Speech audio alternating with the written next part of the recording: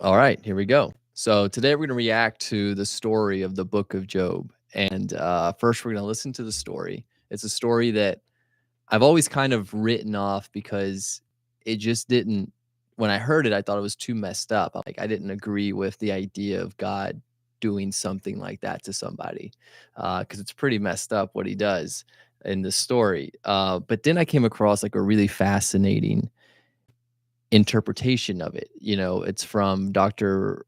Bernardo, and how do you pronounce his last name? Bernardo Kastrup. And he's someone that has caught my attention because he's got some really interesting insights into the realm of consciousness and enlightenment and just kind of like higher level thinking. And he interprets Carl Jung's understanding of what that Bible story means and the significance of it. And it essentially reveals a core principle to the meaning of life. You could say that the book of Job, in Carl Jung's perspective and Bernardo's perspective, gives an answer to the question of what the meaning of life is. So first we're going to dive into this thing that I saw today that gave me the idea to do this, which is the story from the wisdom of the book of Job. And let me share. Check it out. Let's listen to it and live react, see what we think. It's only 7 minutes long. There are 3 books in the Bible known as the wisdom literature: Proverbs, Ecclesiastes, and Job. The first, Proverbs, showed us that God is wise and just. Yeah, we learned that God has ordered the world so that it's fair. The righteous are rewarded, the wicked are punished. In other words, you get what you deserve. But then we meet Ecclesiastes, who observes, people don't always get what they deserve. Yeah, he said the world isn't always fair, that life is unpredictable and hard to comprehend, just like smoke. And this makes you wonder, okay, well, is God wise and just? Exactly. And so it's that question that is being explored in the final book of wisdom, Job. All right, let's dive in. So Job begins with a strange story that takes place up in the heavens, which are described something like a heavenly command center. So God is there with these angelic creatures called the sons of God, and they're all there waiting for duty. And God points out this guy Job, his servant, showing how righteous and good he is. And then one of these angelic creatures approaches. He's referred to in Hebrew as the Satan. The Satan. Who is this? Satan. Well, this word is actually a title, which literally means the one who is opposed. So out of this whole crew, he is the one questioning how God is running the world. And he proposes that Job might not actually love God, that he's only a good person because God rewards him. If God were to take away all of the good things he gave to Job, then we would see his true colors. So he thinks Job is just working the system? That's exactly right. Maybe he's obeying just to get what he wants. So God agrees to this experiment and allows the Satan to inflict suffering on Job.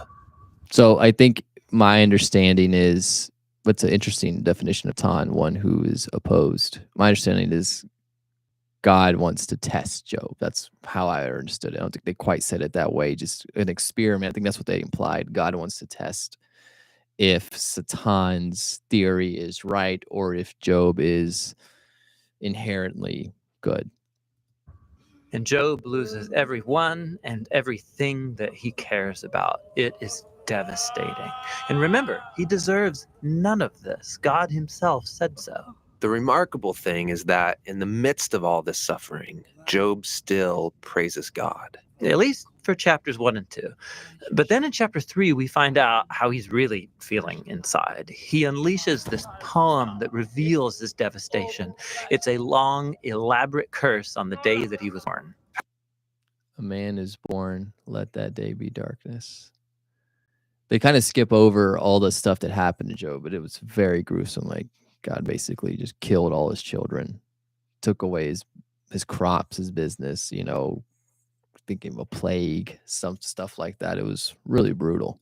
After this, some of Job's friends come to visit him to offer their help. And all of them are like, Job, you must have done something horribly wrong to deserve this. After all, we know God is just, and we know the world is ordered by God's justice and fairness, so you must be getting what you deserve. And for the next 34 chapters, the friends and Job go back and forth in very dense Hebrew poetry. His friends keep speculating about why God might have sent such suffering, and they even start making up lists of hypothetical sins that Job must have committed. But after each accusation, Job defends his innocence. And Job is innocent. He is. He's also on an emotional roller coaster. At some moments, he's very confident that God is still wise and just. Yeah, in other moments, he's doubting God's goodness. He even comes to accuse God of being reckless, unfair, and corrupt. So by the end of the dialogue, Fair enough. Job demands that God come and explain himself in person. And God does so. He comes in the form of a great storm cloud. Okay, well, let's go back to, this is interesting. Like this happens all the time. Like, people trying to understand, why God, not why God does things, but why things happen in the world that doesn't necessarily fit within the paradigm of what they view as fairness. That's really interesting. And the fact that you have an actual test here from God himself, I don't think is something that people would expect God to be able to do. So, I don't think that ever came up in that conversation. So that's interesting. And I think that that's a point that Carl Jung makes. And we'll get into that. Person, and God does so. He comes in the form of a great storm cloud. Now, God doesn't give Job a direct answer. He doesn't tell Job about the conversation with the Satan. Yeah, he does something very different. He takes Job on a virtual tour of the universe. He shows Job how grand the world is, and he asks him if he's even capable of running it or understanding it, just for a day. He shows Job how much detail there is in the world, things that we might see every day, but really don't understand at all. But God does. He knows it all intimately. He pays attention to the beauty and operations of the universe in ways that we haven't even imagined and in places that we will never see. Then to conclude, God shows Job two wondrous beasts and brags about how great they are. Yeah, they are dangerous. I mean, they would kill you without even thinking about it. And God says they're not evil. They're actually a part of his good world. And then that's it. That's God's whole defense. It's kind of weird. I mean, what was this all about? It seems to be this. From Job's point of view, it looks like God is not just. But God's perspective is infinitely bigger. He's dynamically interacting with a whole universe of complexity when he makes decisions. And this is what God calls his wisdom. So Job asking God to defend himself is actually kind of absurd. He couldn't comprehend this kind of complexity even if he wanted to. So where does this leave us? Well, it leaves Job in a place of humility. He never learned why he suffered, and yet he's able to live in peace and in the fear of the Lord. Oof, the fear of the Lord part. But that's like. Not where the book ends, because after this, God restores to Job double everything he had lost. And this, again, is surprising. I mean, is this a reward? Is God saying, congratulations, Job, you passed this elaborate test? No, I mean, the whole book just made the point that Job losing everything was not a punishment, and so now getting it back isn't a reward. So why does he get it back? Well, apparently, God, in his wisdom, decided to give Job a gift. We don't know why. But what we do know is that Job is now the kind of person who, no matter what comes, good or bad, he can trust God's wisdom. And that's the book of Job and the end of our wisdom series. These biblical books of wisdom are amazing. Each one offers a unique perspective on the good life, and you need to hear all of them together as you learn to live with wisdom and in the fear of the Lord. Hey, you guys. Well, all right. That is that. This is a really good presentation, I think, of that story. It comes from the Bible Project. First time I ever heard of them was today, saw this, watched it, thought it was interesting, wanted to dig deeper into the meaning of it. So let's get back to their conclusion here real quick. But that's not where the book ends, because after this, God restores to Job double everything he had lost. And this, again, is surprising. I mean, is this a reward? Is God saying, congratulations, Job, you passed this elaborate test? I mean, the whole book just made the point that Job losing everything was not a punishment, and so now getting it back isn't a reward. So why does he get it back? Well, apparently, God, in his wisdom, decided to give Job a gift. We don't know why. But what we do know is that Job is now the kind of person who, no matter what comes, good or bad, he can trust God's wisdom. And that's the book of Job and the end of our wisdom series. These biblical books. So essentially, we don't know why. You know, like the entire premise from Job's perspective is like, why is this happening? Why is this happening? And we're end it with not knowing why. And I think that's pretty fitting. And of course, these guys, I think this is a Christian channel, so they added in the that, you know, the fear of God thing. So let me switch screens now to get in Bernardo's perspective here. This guy continues to blow my mind. He's super insightful, really high level of thinking. I highly recommend watching him and watching his channel. So let's get into what he thinks is the point of this story. To get started, I've heard you say that Carl Jung's book, Answer to Job, is a candidate for the most phenomenal work of the 20th century. Can you maybe tell us about the significance of this work and why this is so important? It addresses the central question of human life, which is, what is the meaning of life? Why are we here? Where are we supposed to go? What are we supposed to do? Life is such a precarious condition, isn't it? We are constantly fighting against chaos, against the second law of thermodynamics. And we know we are going to lose the fight at the end. So what is the point of it all? I think that is the central question. And Jung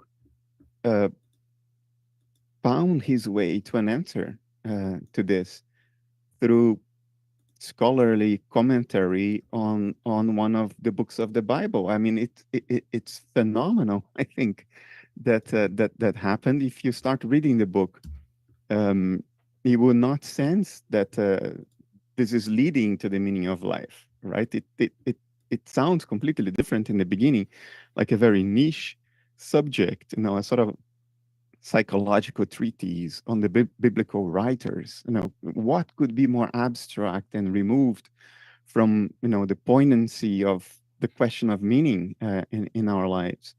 But at some point, towards the end of the book, he writes a paragraph that sort of hits the nail on the head, that is the answer to the question of the meaning of life, an answer that is robust in that it is not contradicted by the fact that life is ephemeral, that everything dies. It's not even contradicted by materialism, metaphysical materialism, which is nonsensical. But even if it weren't nonsensical, it would still not shoot down the answer Jung has come to, an answer that is hidden in the book of Job. So to me, that was just a fantastic moment to read that paragraph and immediately recognize it for what it is. And I'm not surprised that further works of scholarship by Kingsley, for instance, have shown that Jung almost says this in his autobiography, but it's known now that finishing that book gave Jung the happiest moment of his life. It was his great liberation, the vindication of his father's work. His father was a Swiss Reformed pastor, preacher. So yeah, that feeling never left me. Well, we can't leave it there. So what would you say are the main takeaways for the average person from that book? About what are the implications here? it's in one paragraph, so one would think it's easy to. And before he gets into this, like my understanding is, so I think this is an interesting setup because the whole book of Job, like the whole entire thing is you're asking yourself why from the get-go, right? Why would God do this? And Job is asking himself the same thing. Why would this happen? Why would God do this? And it's interesting that they're tying it here to the meaning of life because that's the ultimate why. That's the ultimate why are we living? What's going on? So really excited to get into that. My personal take on that answer, and to simplify it, is the meaning of life is essentially the wrong question. It's more so what you need to seek is not an answer to that question, but you need to seek the experience of life. To experience life is more fundamental to understanding what we're doing here than the idea or a thought being answered of why we're living life. So I don't know where he's going to go with this, but we will see. Just say, right? It's one paragraph. The problem is that that paragraph rests upon 2/3 of the book that came before that. So it's a story that builds up. Whatever I say now, it will not do justice to it. So I can just sort of, I will say the words, but it will not have any impact if you just listen to me now. Say the words, bro. Say the words. The answer is that, well, I need to give it a little bit of background. The book of Job in the Bible is about Job, who is a righteous Christian man who never did anything wrong. He is wealthy. He has, a large flock of sheep and cattle and healthy children and money. And then Lucifer, Satan, that character that in the Middle Ages became known as the devil, but in the Old Testament, he's not evil. He's just the prosecutor. He's the doubter. He is a member of God's entourage. Who has the role of doubting, and he made a bet with God that Job was not really true of heart, that he was not really sincere, that he was sort of gaming the system. And then to prove that, God authorized Lucifer to bring misfortune to Job. So his flock died, his children died, he became miserable and poor and ill. And then Job seeks an audience with God to tell God and ask God, why did you do this to me? Because I have been a sincere, righteous man, pure of heart all my life. And then God goes on a tirade, like, how dare you question my ways? I am the power behind the storms and blah, blah, blah. I did this and that. And what the book shows in Jung's analysis is that there is a sense in which God is almighty and all-powerful, but also unconscious. Not unconscious in the sense of not having experience, but unconscious in the sense of not having metacognition, of not being aware of his own feelings and motivations. And Job shows it to him. Although Job is small and fragile and impotent compared to God, who is the power behind the storms and all that, he put a mirror in front of God and confronted God with the consequences of God's own actions. And finally, the answer, what Jung suggests, is that the entire book of Job is a metaphor for life, is the meaning of life. God is nature. Nature is omniscient, omnipresent, and omnipotent, but not metacognitive. Nature is instinctive, reflexive, spontaneous. It doesn't think things through. It doesn't weigh consequences. It acts on the drop of a hat, instinctively, reflexively, and spontaneously. And that is what causes suffering. It's not that nature is malevolent or malicious by intent. Suffering is caused because nature doesn't know what it's doing. It is reflexive. That's really interesting. So I think when he's saying not metacognitive, I think he's talking about like self-awareness, like self-consciousness. It's like basically God is nature, right? So it's not, in that book of Job, if you guys remember that last bit of that journey God took Job on, he showed like these two beasts. And he's like, these two beasts, they the they don't kill each other, or they don't kill because they're bad. They just exist that way, and it's not good or bad. It's more or less indifferent, and I think that's pretty interesting to take that line there. And therefore God, because God is reflexive and God is nature, and that's why we suffer. And the meaning of life is for us to play Job, is through our own metacognition, our own capacity to reflect, to pass moral judgment, to distinguish justice from injustice, a good from evil. It is that capacity that we add that works as Job's mirror. So nature confronts the consequences of its own reflexive behavior. And that is the meaning of life. And I thought that was incredibly powerful. Wow. Okay. And then where does the story of Jesus Christ come into this as well? Because this is obviously God being incarnate as a human. What's the significance of this? Yeah, Jung discusses this also, I think in the same book, Answer to Job, but if not, maybe somewhere else in his corpus, maybe Ion. I don't quite remember, because I remember what he said, but I no longer remember which of the 20 volumes of his collected works it is from. Sometimes he talks about the same thing in different parts. But he sees the narrative of the Old Testament as linking to that of the New Testament precisely through the figure of Job. So Job shows God what the consequences are of Job's instinctive, reflexive, spontaneous acts. So according to Jung, that sort of, if you do a psychological analysis of that, that plants in God's mind that seminal thought, that seed of self-doubt. Like, oh, do I know what I am doing? I thought I did, but do I really know what I'm doing? Here is me just having tortured a righteous man. Do I know what I'm doing? So to answer that question, God needed to be Job. God needed to incarnate, so to suffer the consequences of the game God himself created, to be subjected to the very rules of the game God has set up, without having overarching power over the game.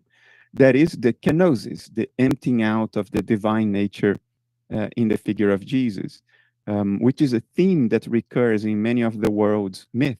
So that's really fascinating. So the way I understand it is God, God and nature. God is like the force of nature, right? The force behind the storms, and how God was saying, and you understand everything that's going on. Of course, you don't understand, because everything is just kind of going on at a level beyond our comprehension. But God himself is kind of like that last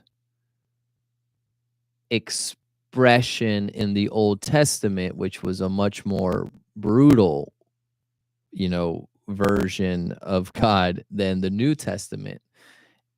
It's maybe God learning what exactly he's capable of, or what the experience is of the consequences of his actions. And he sees that through the suffering of Job, and maybe that's how God is learning, or kind of like becoming aware of himself. And the link to Jesus is really good, because that's obviously that what that step is for, why Jesus comes, why God comes incarnate of Jesus, is the idea is, here I am to experience life as man through Jesus as God, all at once. And that's a really fascinating thing, kind of to become conscious. Let's back that up a little bit. Of the New Testament precisely through the figure of Job. So Job shows God what the consequences are of Job's instinctive, reflexive, spontaneous acts. So according to Jung, that sort of, if you do a psychological analysis of that, that plants in God's mind that seminal thought, that seed of self-doubt. Like, oh, do I know what I am doing? I thought I did, but do I really know what I'm doing? Here is me just having tortured a righteous man. Do I know what I'm doing? So to answer that question, God needed to be Job. God needed to incarnate, so to suffer the consequences of the game God himself created, to be subjected to the very rules of the game God has set up without having overarching power over the game. That is the kenosis, the emptying out of the divine nature in the figure of Jesus, which is a theme that recurs in many of the world's myths. In many of the world's myths, God dreams up the world and then enters his own dream and becomes subject to the rules of the dream. So in Aboriginal mythology in Australia, it's literally that. God dreams the world and then wakes up within his dream. And if you go to the other side of the world, thousands of years later, in the Amazon jungle, there is a tribe, the Witoto, in the Amazon, who has the same myth. God, which is Nainema in their mythology, dreams the world up, and then most dreams you lose the dream, right? When you wake up or you go to the next dream. So dreams are ephemeral, but when Nainema dreamed the world, he had the presence of mind to tie the dream up with a string and not let the dream escape. And then he stamped on the dream with his feet until he entered the dream. And when he entered the dream, he spat out, and out of his spit, the trees of the forest grew up. So you see this recurring, this act of kenosis, when God not only dreams the world, but decides to experience the dream from the inside. That's the incarnation. That's Jesus. That's God trying to be Job in order to become aware of itself, of themselves as God. It's a recurring theme. Okay, so That's deep. are we saying here that then that this, how can this then give purpose and meaning to an individual's life? What, how does this actually help us to understand what we're doing here? Just to clarify that. So if you drop the mythology, I think mythology is powerful and richer than just a dry analytic philosophical account of the same story. So in the analytic account, dry and boring, nature is one field of subjectivity. That's objective idealism, which is probably the best ontology we have on the table today. So nature is a mind, but it's an instinctive, spontaneous mind, and that's why the laws of physics are so predictable and consistent. Nature is not deliberating what it's doing. It's just doing it because it is what it is. And within nature, because of evolution by natural selection after the origin of life, a creature has emerged that isn't purely reflexive or spontaneous or instinctive like the rest of nature. A creature has emerged that can deliberate, that can think things through, that can pass moral judgment, that can distinguish between good and evil, fair and unfair. What creature is that? Well, it's us. And as far as we can discern, we are the only game in town. So if this universe started 13.8 billion years ago, and life on Earth has been around for 4 billion years, finally, after 13.8 billion years of effort, blood, sweat, and tears, great suffering, supernova and quasars and galaxies and moons, volcanoes and tsunamis, finally there is a creature that has developed that ability, that capacity for metacognition, that capacity for passing value judgment on nature for the first time in 13.8 billion years. A capacity that is not present anywhere else in nature and that has cost nature an unfathomable amount to develop. And it's us.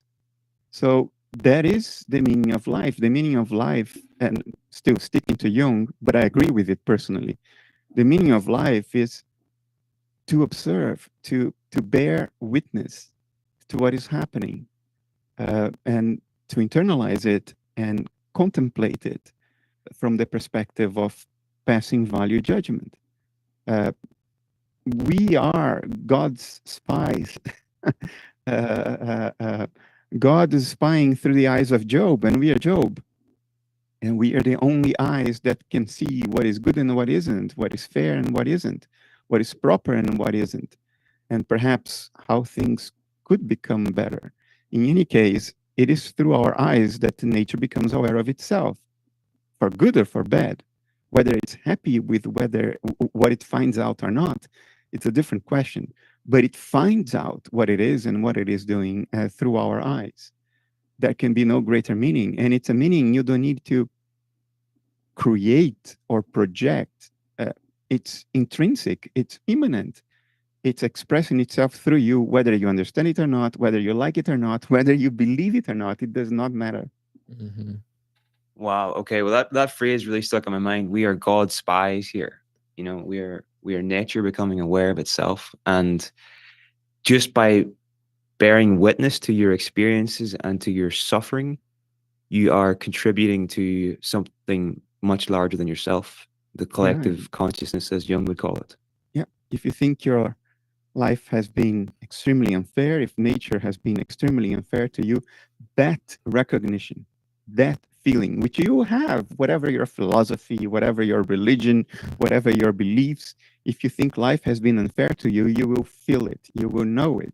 That's your contribution to nature. Through you, nature knows that. So our subjective experiences are essentially a contribution to a larger mind that we're a part of.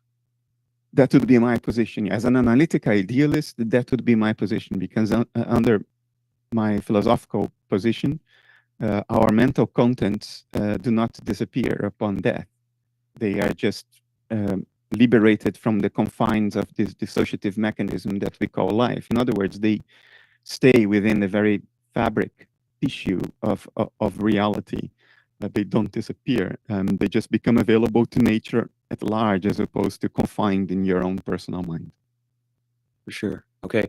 Well, I want to focus this conversation now, Bernardo, on UAPs. Okay. Wow. That's why I listen to Bernardo. He's got a good way of breaking down like extremely complex ideas from big complex minds like Carl Jung, and puts it in a way that's a little easier to comprehend. I'm not going to sit here and say I understand all of it, because when you talk about this metacognition or just awareness or any type of like, what you would espouse as the life force, the energy, divinity, it's so difficult to bring that into your brain and have it come out in a way that makes sense out of your mouth. Like, how do you talk about these things that really are hard to talk about, that you don't really experience them, in thought form? And I think that makes sense, because it's kind of the point, right? Like, the question isn't really what's the meaning of life. The question is really, what is life? And what better way to know what is life than to live life? The kenosis that he was talking about, that now God comes to experience life through the eyes, through the experience of man. Because the answer to the meaning of life is an experience of life.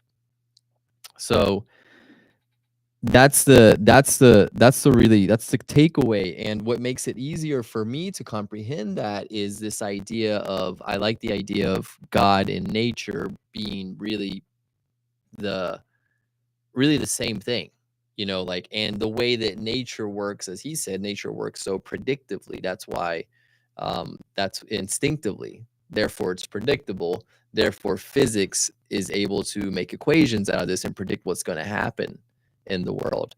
But because it acts instinctively, kind of means it doesn't deliberate, it doesn't think, it's not self-aware. And through us, through humankind, through people, nature or God becomes self-aware, is able to see itself and understand the consequences to its actions, the nature and the reason for its decisions in real time. That's pretty awesome. I really like that interpretation. I think the book of Job makes a lot of sense now, as it is a learning experience for God, which sounds weird, right? Because God knows everything. What does God need to learn, right? And I don't know, maybe that actually makes sense. Maybe God's messing around, taking bets with the devil. It doesn't seem like God was maybe fully formulated at that point in the way that we have come to understand God, right? Is, bragging and taking bets, making bets with the devil and torturing people just to see what's going to happen. But then I think once God does that, he's like, oh wow, like this is real life. Like, this has real real consequences, and to fully really understand that, God had to come here and experience it himself. And I love that idea of, like, the Old Testament kind of is, ends with this idea is concretized through the experience of Job, and then it is explored and answered more profoundly, I think, through the experience of Jesus, which, we come to life as being love, right? That love and the kingdom of heaven within. And that's the way to live life, because that's the way that this experience is going to be more in alignment with what God is, which is what you really are. And so as God is learning through us, we are also learning through God. And that's where this unity, this union of man and God makes a lot of sense. Look, I know this is part of the Christian religion, and a lot of Christians like to think of, your everyday man as separate from God. But, they understand that Christ is within. So I think that I'm trying to work through this myself, and realizing that I don't think Jesus was the only one that, was divine, right? I think that we all have that Christ within. And I think the reason the Christ is in all of us is exactly for this reason, is this kenosis. It's like the union of purely instinctive to the metacognitive, and really trying to understand life through experiencing it. That's one key point here. That's like the last point I want to make. Remember the dudes that sat there in 32 chapters of why this is happening, why could this happen, I think this, and they were all judging each other and judging Job. You must have done something wrong. It's like, no, at the end of the day, thinking through it ain't going to get you there. You got to live through it. You got to experience it. And I think that's what God came to realize. And here we are. Okay, that was a deep one. That's a fun one. Story of Job. Now I'm going to look at that story much differently. I hope you will as well. Thanks for joining me, for those who did, and catch you on the next one. This is Illuminate Live. Peace.